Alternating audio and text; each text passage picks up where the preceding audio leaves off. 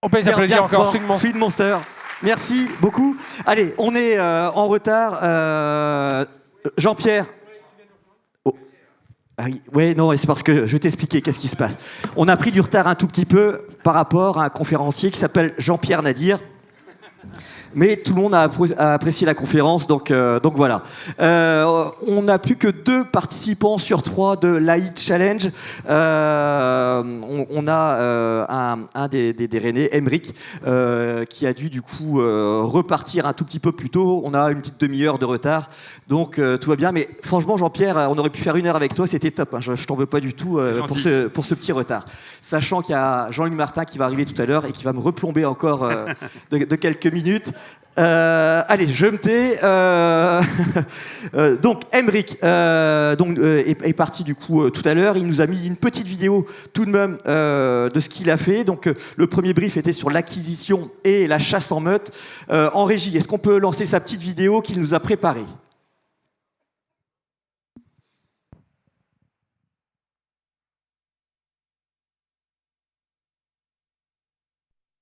À partir de maintenant, on arrête de regarder dans le CRM. On n'a pas de son. C'est votre on n'a pas de son en retour ici. Dans le B2B et spécifiquement dans le data center, il y en a partout. Des gens qui maintiennent, des gens qui créent, des gens qui exploitent. Bon, pour meubler, je vais poser une question à Jean-Pierre. 1500 € pour rechercher de l'information. Non, c'est hors de autant d'argent. Alors, la régie, si vous m'entendez, on n'a pas de son sur la vidéo. Sur les sites web des prospects. Et c'est le premier couac technique de la journée. Il a l'air quand même très motivé. Il faut souligner qu'on sent un gars motivé. Chaque PME a sa stratégie pour mais découvrir un compte. Quels sont les bons éléments? Par ceux où on a le son, peut-être. Mais sachant du coup qu'il y a une keynote aussi pour tous les deux. Hein, pour le rappel, donc c'était le fil rouge de la journée, l'AI Challenge. Ils ont bossé depuis 9h30 sur deux sujets. Et à partir de là, ils vont nous dérouler leur keynote, leur démonstration, parce que c'est assez bluffant ce qu'ils ont réussi à faire. Du coup, les gars en régie, on peut passer, si vous voulez bien, sur la keynote d'Alexis. Au final, hein, c'était le deuxième brief autour du SAV. On est bien sur sillage. Alors, Alexis, on est parti pour 3-4 minutes. Super. Alors... tout d'abord, est-ce que tu peux juste mettre la deuxième slide à la régie ? Ouais, super. Pour rappeler le problème, historiquement, du coup, on a une société qui construit des catamarans et qui fait face à une problématique, notamment avec ses clients, dans le sens où, quand il y a des questions de SAV, donc parfois les clients sont à l'autre bout de la planète, etc., le service de gestion du SAV a des difficultés à identifier les causes et à trouver les solutions, notamment pour plusieurs raisons, puisque l'information est dispersée dans plusieurs endroits. Donc, on a par exemple les boîtes mail. On a des fiches, des notices, et donc regrouper ces informations-là prend énormément de temps aux gestionnaires, donc ils perdent entre 30 à 50% de leur temps, eux. Donc l'objectif, c'est vraiment de venir, on va dire, concaténer ces informations pour les donner à un LLM. Et là, je passe sur la slide numéro 3, pardon. Voilà, super. Donc l'objectif, ça va être de regrouper ces informations, connecter les différents outils et surtout extraire les données, parce que on peut connecter une boîte mail par API pour récupérer la data, mais ça ne veut pas dire qu'on va pouvoir forcément identifier le contenu spécifique. Donc il faut parfois extraire les données sous forme de base de données. Donc on va regrouper toutes ces données et on va les mettre de 2 manières à disposition pour un LLM. La première, c'est sous forme de RAG, donc de base de données vectorielle, qui permet à un LLM d'avoir du contexte sur une base de documents, et surtout via un index, donc c'est-à-dire que c'est un peu l'opposé. Donc ce n'est pas une base de données vectorielle, c'est vraiment une liste d'informations. Et on va mettre à disposition à ce LLM ces documents pour qu'il puisse identifier la réponse à la question du client. L'objectif, c'est d'assister le gestionnaire en lui proposant une réponse préconstruite et ensuite de pouvoir venir contre-vérifier ces informations, les corriger et mettre un système d'enrichissement automatique des contenus. Voilà, slide numéro 4. Donc pour faire simple, à quoi ça ressemble? Ça ressemble à un dashboard un peu comme un outil de ticketing comme on peut retrouver sur Jira ou sur n'importe quel gestionnaire de relations clients. Donc ça peut être une DB sous forme de liste. Donc là, du coup, moi j'ai développé une interface un peu sous format SaaS On peut revoir les différents historiques de discussion. L'objectif, c'est d'avoir une vue synthétique pour le gestionnaire pour que ce soit facile à traiter. Je rappelle, donc tout ça est fait depuis ce matin. Depuis ce matin. Voilà. C'est assez bluffant d'avoir déjà tout l'outil. Vas-y. Donc la régie, tu peux avancer. Super. Donc comment ça se passe? Alors en fait, le premier step, c'est d'acquérir la demande client. Donc pour ça, moi j'ai intégré juste un formulaire directement dans l'outil, mais on peut imaginer un questionnaire, un chat spécifique à l'entreprise, à disposition pour les clients, à n'importe où dans le monde, via je sais pas, un ordinateur de bord dans le catamaran, on peut imaginer ça. La donnée, elle arrive. Elle est directement processée par le LM qui va chercher dans la documentation et co-construire une réponse préfaite à la question. Donc ça peut être des questions très techniques, comme par exemple, je sais pas, le désalinisateur d'eau n'est pas fonctionnel.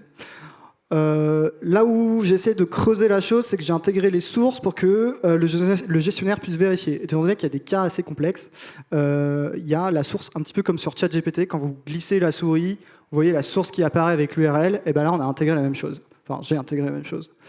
Tu peux passer à la slide suivante et lancer la vidéo. Voilà. Donc pour faire simple, ça ressemble un petit peu à ça. Donc on choisit, donc là on rentre du coup un besoin client. Alors là c'est le fameux formulaire dont je vous parlais, mais ça peut être un questionnaire, un email, etc.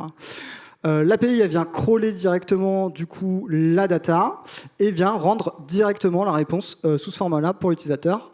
Donc on peut loguer aussi, c'est ça qui est pas mal, la data des catamarans, savoir si certaines pièces sont encore sous garantie, quel type d'équipement il y a sur le catamaran pour ensuite identifier les fournisseurs qui peuvent répondre aux besoins du client sur la commande de pièces. Et bien évidemment, on peut modifier la réponse.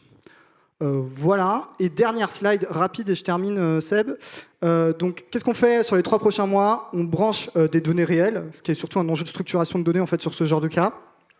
Et ensuite, on peut essayer d'accélérer le SAV en identifiant les fournisseurs qui peuvent mettre à disposition les pièces manquantes. Donc, par exemple, si vous avez un client qui est aux Bahamas, pouvoir lui dire, bah, en fait, ici, il y a un réparateur, on l'a déjà contacté, il a telle pièce à disposition, vous pouvez aller la commander directement ici.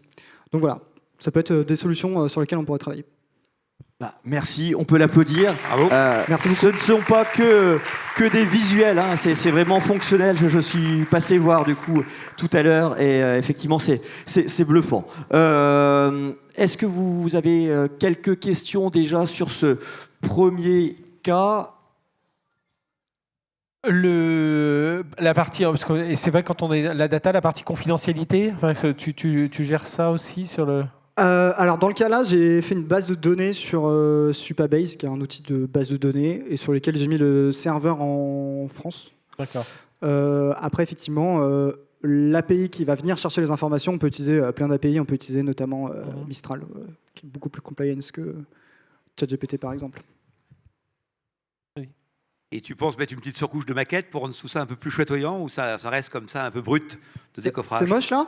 Bah, disons que je mettrais un peu de couleur, moi. Ouais, j'ai pas eu beaucoup de temps, alors effectivement... Non, mais d'où la question, j'ai pas dit pourquoi tu l'as pas fait, j'ai dit est-ce que tu comptes le faire? On peut le faire, oui. On peut tout faire en fait. Ouais, parce qu'en fait, là, tu pourrais aller assez vite, même je pense que c'est facile finalement de mettre une couche ergonomique un peu plus avancée. Ouais, bien sûr, complètement. Il n'y a aucune difficulté avec ça. Ouais. Et j'imagine que dans la salle, vous êtes plein de PME, d'ETI, à avoir des problèmes de SAV. Donc, il ne faut pas hésiter. Il y a un début de produit qui existe. Et là, ce qui est intéressant, c'est qu'il n'y a pas de coût de licence d'une certaine façon, Pas ni de encore, récurrence. pas encore. Ouais, pas encore. Non, mais il faut quand même dire que c'est extrêmement bluffant en quelques heures de réussir à sortir donc un produit. Enfin, je dirais, encore une fois, si on se replonge en arrière, il nous aurait fallu combien de temps pour sortir un équivalent? C'est incroyable donc la vélocité là, qui nous est proposée. Ouais. Ok, allez, on avance. En régie, on part du coup sur le troisième avec Julien. Du coup, on était autour des achats groupés, notamment sur le territoire. C'est pareil, on est parti pour 5 minutes. Go. Ok, donc déjà le nom, le produit NERS. Alors, je ne parle pas un mot breton, je fais confiance à Claude. Apparemment, c'est un mot qui veut dire force, puissance en breton. Un bon point. Voilà. Donc, si on peut passer à la slide suivante. Donc, la problématique, c'était comment, en tant que PME, on peut avoir la puissance d'achat d'une ETI sans avoir des acheteurs en interne. Donc, les enquêtes faites par certains instituts montrent que actuellement une PME paye 2 fois plus cher son électricité qu'une ETI qui a des capacités de négocier. Que les 2/3 des entreprises en France n'ont jamais changé de fournisseur, restent fidèles. Mais que 77% justement de ces PME souhaitent changer parce que ça coûte beaucoup trop cher, mais que plus de la moitié ne le font pas par manque de temps. Donc si on pouvait passer à la slide suivante. Donc la proposition de la solution est en 2 phases. La première, c'est une phase d'acquisition, parce qu'il est important de réussir à trouver des clients. Donc là, c'est un audit gratuit de factures annuelles de la société. Donc on vient se connecter à l'outil de gestion comptable de la société. La facturation électronique nous simplifie énormément la vie parce qu'elles sont toutes justement disponibles via API assez facilement. Et avec l'IA, on peut venir les analyser et les comparer avec les autres entreprises du secteur pour dire comment on se situe. Et après, une fois qu'on a fait de l'acquisition, c'est cool, mais il faut faire de la fidélisation pour que nos clients nous rapportent du revenu régulier. Donc c'est là où l'achat groupé entre en jeu, où on va venir mutualiser les besoins de toutes les entreprises qu'on a pu identifier justement en phase 1 pour faire de l'achat groupé de manière régionalisée. Donc on peut passer à la slide suivante qui est une petite démo du fonctionnement justement. Donc la landing page qui explique justement un peu le principe quand on arrive. Je choisis de lancer un diagnostic gratuit. Quand je choisis, je peux me connecter tout de suite à mon outil comptable, Penny Lane, comme on a vu ce matin, qui vient scanner automatiquement toutes mes factures et me sortir un board des économies que je peux réaliser. On voit tout de suite que je peux économiser 24 000 € et après, partie par partie, où est-ce que je peux économiser. Et c'est à ce moment-là où je peux rejoindre justement l'achat groupé régionalisé et c'est à ce moment-là où justement je rentre dans la seconde partie. Donc si on peut passer à la slide suivante. Donc, par rapport à la concurrence, parce que bien sûr, il y a déjà des acteurs qui se sont lancés là-dedans, mais aucun qui va faire toutes ces parties-là. On en a certains qui vont faire justement que de l'achat groupé, qui vont être spécialisés là-dedans, certains qui vont faire de l'analyse prédictive. L'avantage de la solution NERD, c'est qu'elle va venir tout faire pour les PME de façon simple et automatisée. Si on peut passer à la slide suivante. Donc le modèle économique, il est double. Le premier, c'est un engagement au moment où on souhaite venir adhérer au modèle coopératif d'achat groupé de 240 € par an, qui n'est pas vraiment très cher, mais qui permet justement d'avoir un revenu récurrent, régulier.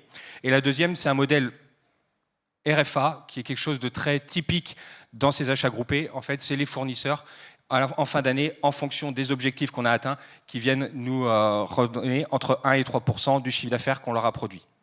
Donc, ce qui permet justement d'avoir une courbe une courbe de progression du chiffre d'affaires en fonction du nombre de PME qui vont venir adhérer.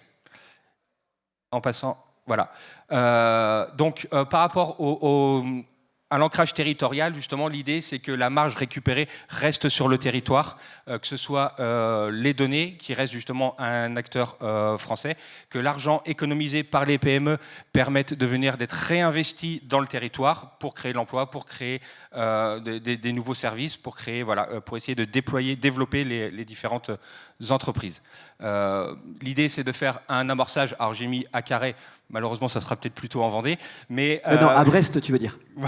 Voilà. Et après, d'aller sur un système, justement, en grossissant en forme de toile d'araignée, en venant de la région Bretagne et Pays de Loire, et ensuite sur la France entière, avec des modèles régionalisés et locaux. Et la slide suivante. Voilà, merci. Bah, bravo, Julien. Super clair. Le QR code hein, pour le contacter aussi sur LinkedIn parce que effectivement avec ta nouvelle société Brigitte aujourd'hui tu interviens sur ce type de sujet notamment possiblement. Les gars. Moi, j'ai deux questions. La première, c'est la principale difficulté que tu as eue en montant ça. Ça a été où le point un peu délicat du développement?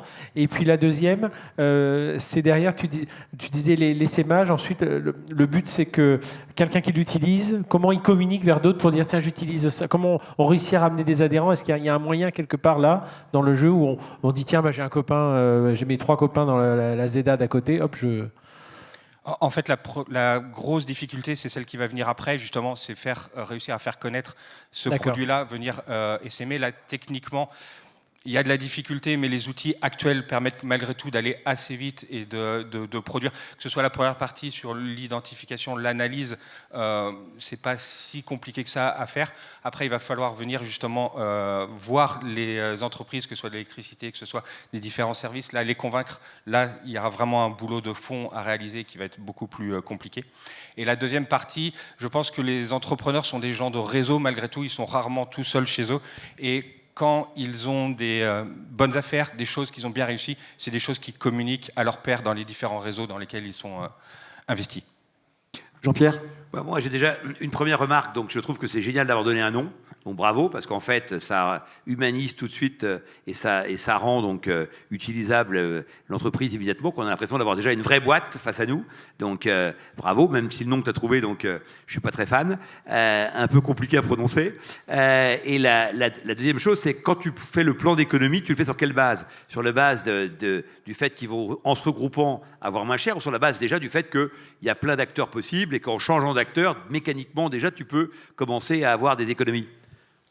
Plutôt la deuxième, sur le fait qu'on peut aller assez vite. Il y a déjà des solutions qui Mais tu existent. pourrais le faire en 2 temps, tu vois. Tu pourrais dire, acte 1, économiser immédiatement 10 000 euros. Bah, déjà, c'est une vraie promesse. Et acte 2, sous couvert que vous arriviez à convaincre 3 personnes de plus, 4, 10, et là, tu aurais un petit graphe, etc., qui mettrait un peu les différents steps à accomplir. Et donc là, tu irais chercher d'autres mecs pour gagner plus d'argent, tu vois. Donc, mais en tous les cas, même tout seul, tu peux d'ores et déjà gagner. En fait, tous les modèles existants permettent de faire des économies immédiatement en changeant d'opérateur. Et après, il faut juste mesurer les enjeux. À 10 000 euros, tu te bouges.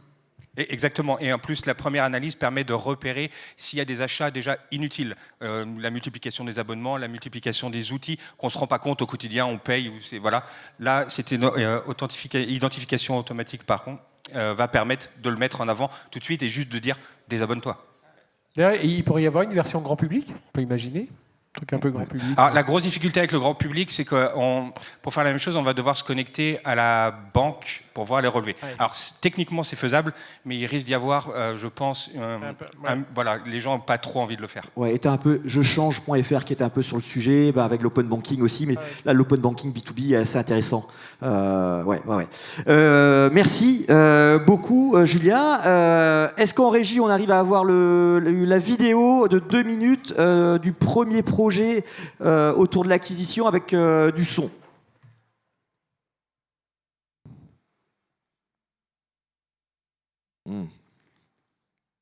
Bon, a priori, j'aurai que 2 projets. Ok, ce n'est pas grave du tout. Alors, maintenant, je demande du coup aussi en régie de déclencher Klaxoon pour que vous puissiez aussi voter et départager du coup les 2 projets, parce que vous êtes potentiellement utilisateur d'une des 2 solutions, voire des 2, mais à un moment, faut trancher. Pendant ce temps, le vote n'est que consultatif. On a un petit trophée sur ce premier IA Challenge. En attendant, Jean-Pierre et Frédéric, vous pouvez échanger aussi entre vous discrètement pour savoir si vous avez... Pas notre ami spécialiste de l'IA.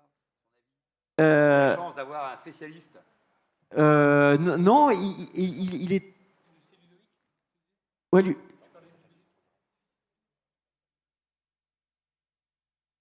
Non, Ludovic a dû... Non, je crois qu'il est reparti. Oh, Jean-Luc est là en plus. Salut Jean-Luc. Attends, là je gère le timing. Allez, en régie, vous me lancez ce petit sondage, s'il vous plaît. Et Jean-Luc, du coup, dans 2 minutes, c'est à toi. Allez-y pour voter. Quelle solution vous avez préférée entre effectivement Julien de NERS, Alexis côté sillage. On a 9 votants déjà. Donc n'hésitez pas à aller sur Klaxoon. Si vous voulez en régie aussi mettre en parallèle le QR code de Klaxoon pour les gens qui ne l'ont plus depuis ce matin. En attendant, je vous laisse vous concerter, Frédéric. Ça y est, on a Ouais, échangé. c'est bon, vous êtes... donc on va attendre quelques secondes. Juste, dernière question, juste pour tous les 2, en attendant que ça vote un tout petit peu. Donc vous avez passé 7 heures à travailler sur le sujet. Bon, vous avez plein de side projects, comme on dit. Vous avez plein de sujets à côté. Est-ce que des sujets de ce type-là, vous vous dites, bon, au final, il y a un potentiel marché. Bon, déjà, c'est des vraies problématiques PME du territoire. Est-ce que vous auriez envie de lancer ce type de projet ou vous avez déjà d'autres combats à mener? Why not? Du moment qu'il y a du business à faire, pourquoi pas? En réalité, j'ai déjà beaucoup de choses à faire, mais c'est fun et ouais, pourquoi pas? Parce que c'est vrai que ce soit la Bretagne ou les Pays de la Loire, et la Vendée, ce sont des pays où il y a beaucoup de réseaux. De ton côté? Oula, pas du tout. En fait, la problématique, c'est pas de faire les choses, c'est de vendre. Ouais, J'ai clairement pas le temps, exactement. Le coder, c'est devenu une commodité, entre guillemets. La problématique, c'est de faire de l'acquisition et de transformer ça en client. Après, des SaaS, j'en ai déjà quelques-uns en parallèle, donc non. Mais après, sur des cas spécifiques d'accompagnement de boîtes sur ce genre de problématique, ça, c'est toujours avec grand plaisir. Ouais, ok. Bon, l'idée, en tout cas, c'était de vous démontrer ce qui était possible de faire en moins de 7 heures. C'est assez incroyable. Il y a un an encore, c'était pas possible de faire ça. Ce matin, on évoquait le fait de faire des POC aujourd'hui pour montrer déjà. Alors là, on a une démonstration clairement, en une journée. Clairement. Donc, côté public, donc, il y a une préférence. C'est juste à 52% pour Julien sur l'achat groupé. Alors, de votre côté, tous les deux, pour vous, c'est... Je laisse l'animateur, donc... On s'est concerté et on est plutôt nerds. Nerds, ok. Bah écoute, on te félicite pour cette première victoire. Bravo à toi. Ah, et le public, tu vois, ça s'est inversé juste sur le dernier. Trop tard, les gars. Ouais, trop tard. Bon, en tout cas, un grand merci d'avoir joué le jeu pour cette première. Frédéric, Jean-Pierre, merci. Ouais, une petite photo, c'est bon. Et le trophée, ok, ah non, ça filme, on n'a pas de photographe. Si, c'est bon. Ouais. Non, c'est bon. Ah bon, on a des photographes ici. Vous m'enverrez les photos. Merci. Allez, on enchaîne parce que Jean-Luc, je sais, a plein de choses à faire. Il a une petite kermesse à gérer derrière.